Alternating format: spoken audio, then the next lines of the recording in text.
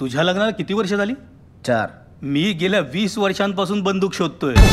लग्नानंतर बंदूक नेहमी बायकोच्या हातातच असते. आणि नवऱ्याच्या हातात चाकू, नाहीतर त्याच्या खंडीवर चुका. चिल राहुल, हे बघ, मला अजूनही वाटतं की तुमचं एकमेकांवर खूप प्रेम आहे. अजिबात नाही. नवरा म्हणून अगदीच कुचकामी येतो. अहो, बायकोने एक अपेक्षा म्हणून ठेवायची नाही. कुठल्या अपेक्षा ठेवतेस तू? हेच सतत माझ्या मनातलं ओळख, मला सरप्राईज दे. एकदा तिला झोप येत नव्हती तेव्हा मी अंगाई गावी अशी तिची अपेक्षा होती. आता सोसायटीवाल्यांनी माझ्यावरती हॅरॅसमेंटची केस केली असती तर. आयुष्यात प्रत्येक रिलेशनशिप कडून फेल्युअरच आलंय माझ्या वाटेला. माझ्या आई वडिलांनी सुद्धा मला कधीच समजून घेतलं नाही. वयाच्या 21व्या वर्षी घर सोडलं होतं मी.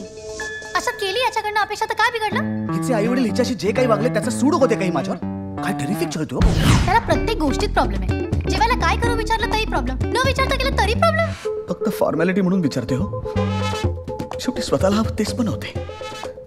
त्या उकडलेल्या भाज्या, तो ब्राऊन ब्रेड, त्या अंड्यातलं पिवळं सुद्धा काढून फेकून देते. आणि ती कसली कसली बेचव सूप, तो बाऊल बघितला तरी असं वाटतं ना की उडी मारून आत्महत्या करावी त्याच्यात. यांनी मला लग्नाच्या वेळेस प्रॉमिस केलं होतं. म्हणाला होता मारी बिस्किटासारखे सपाट गाल करून दाखवतो. मारी सोडा, आता हा पाव झालाय गालांचा. गालगंधर्व कुठला? नवरा म्हणजे गिनीपिग वाटतो तिला. डाएटच्या नावाखाली वाटतं ते खायला घालते. भिंग लावून फक्त चुका शोधत बसतो हा. एक्स्ट्रीम हलगर्जीपणा, आळशीपणा.